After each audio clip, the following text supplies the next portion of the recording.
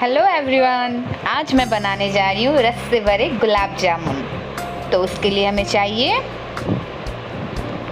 खोया 300 ग्राम, पनीर 100 ग्राम, शुगर हमें चाहिए 800 ग्राम, मैदा 1 कप, इलायची पाउडर, सूजी 2 टीस्पून, ड्राई फ्रूट पिस्ता और आमंड्स, सैफरन और थोड़ी सी रोज़ पेटल्स और 1/4 टेबलस्पून बेकिंग पाउडर। तो इंग्रेडिएंट्स का पिकअप मैं वापस यहाँ पे दे रही हूँ। 300 ग्राम खोया, 100 ग्राम पनीर, 800 ग्राम शुगर, ऐसे ही। तो चलो हम आज बनाते हैं गुलाब जामुन। तो उसके लिए मैंने यहाँ पर खोया को एक प्लेन बड़े से बर्तन में निकाल लिया है, क्योंकि हमें इसे पूरी अच्छे से मथना पड़ेगा। मैं यहाँ पर पहले तो अपनी उंगलियों का इस्तेमाल कर रही हूँ, फिर मैंने हथेली का इस्तेमाल करके मथा है। अब मैं यहाँ पर पनीर यूज़ कर रही हूँ 100 ग्राम। उसे भी मैं खोया के साथ मिक्स कर लूँगी और अच्छी तरह से मथ लूँगी। ये मिक्स होना बहुत ज़्यादा ज़रूरी है और मथना भी अपनी हथेली के। अब मैं 1 कप मैदा यूज़ कर रही हूँ। अगर ये डो थोड़ा सा गीला हो तो आप इसमें और भी थोड़ा सा मैदा यूज़ कर सकते हैं। मैं अपने हथेली का यूज़ करके पूरी अच्छे से मथ रही हूँ और मैंने अच्छे से एक डो बना लिया है। पर इसमें वापस मैं थोड़ा सा 1 टेबलस्पून सूजी ऐड कर रही हूँ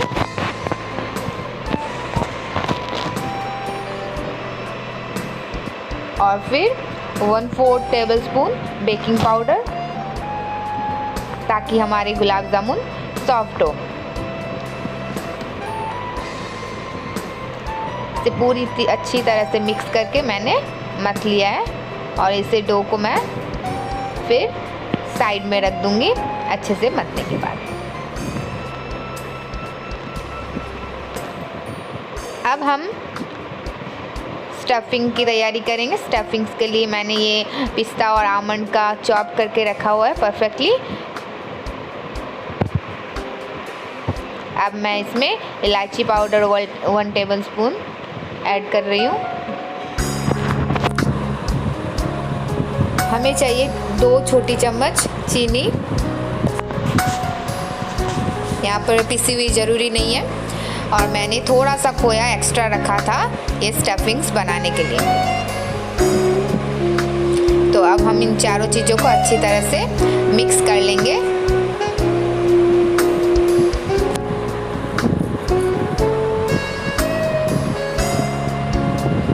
अच्छी तरह से इसे मिक्स कर लेना है। फिर हम इसका एक छोटा सा डो बना लेंगे। आप इसमें अपने हिसाब से और भी ड्राई फ्रूट्स यूज़ कर सकते हैं और पिस्ता या फिर आमंड्स ना हो तो आप कोई भी 1 या 2 ड्राई फ्रूट यूज़ कर सकते हैं। अब मैं इसमें सैफरन ऐड करने वाली हूँ।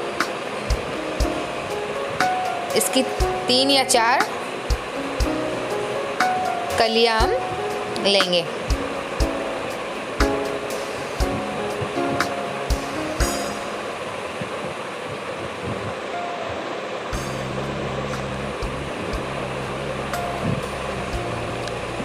सैफरन हम इसके लिए यूज़ कर रहे हैं ताकि इसका जो कलर है वो स्टफिंग में उभर के आए।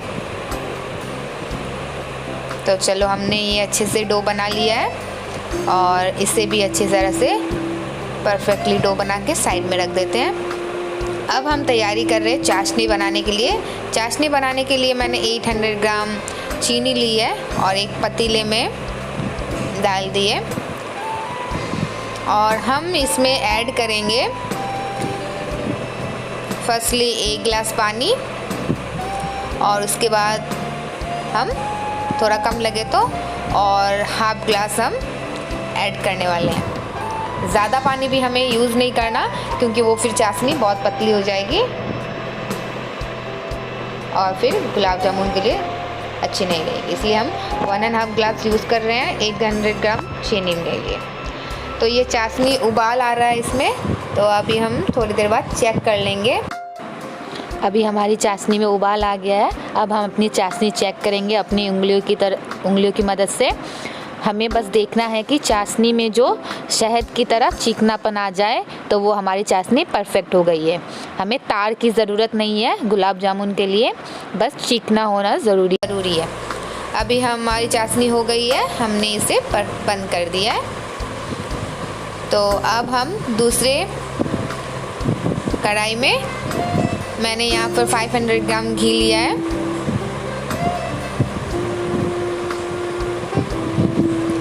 और ये थोड़ा सा पिघलने के बाद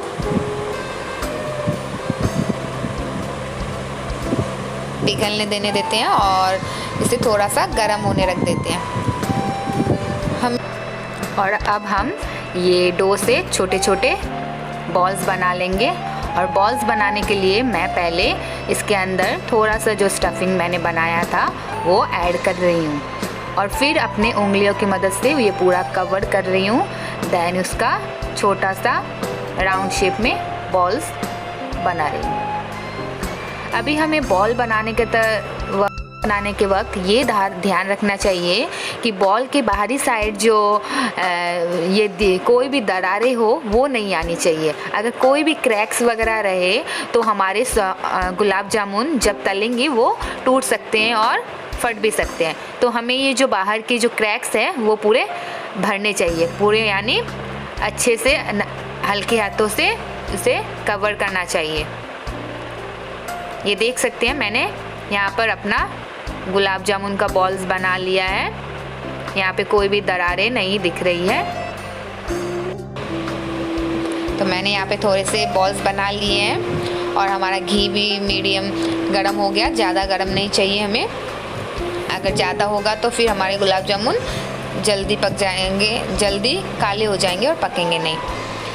अब मैं इसे हल्के हल्के अपने आराम से घी में छोड़ रही हूँ।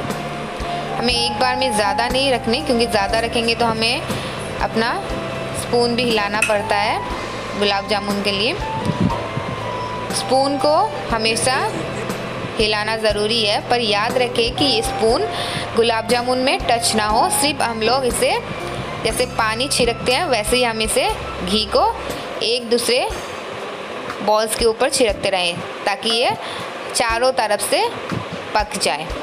और फ्लेम को हम मीडियम में ही रखेंगे ताकि ये आराम से पके।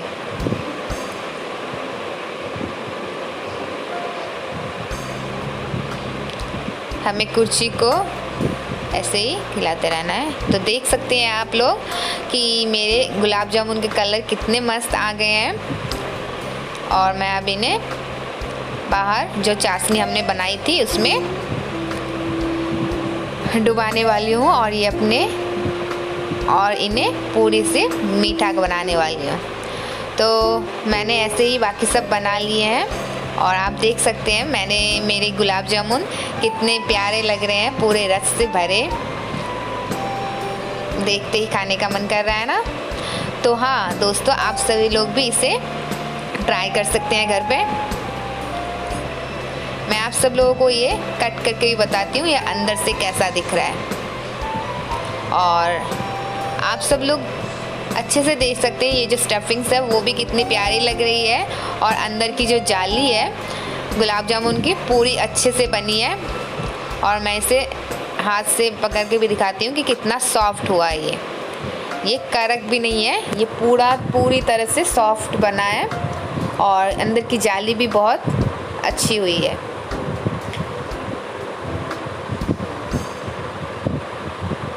अब मैं अपने गुलाब जामुन का फाइनल प्लेटिंग करके बता रही हूँ। यहाँ पर मैंने रोज़ पेटल्स और पिस्ता यूज़ किया है। आप कोई भी ड्राई फ्रूट्स यूज़ कर सकते हैं अपने अनुसार। हाँ तो आप सभी लोग देख सकते हैं मेरे गुलाब जामुन का फाइनल लुक, ये कितने प्यारे लग रहे हैं। सभी को मेरी रेसिपी अच्छी लगी तो प्लीज़ लाइक, शेयर और कमेंट करिएगा। आज के लिए इतना ही, मिलेंगे दूसरी रेसिपी के साथ। Bye bye.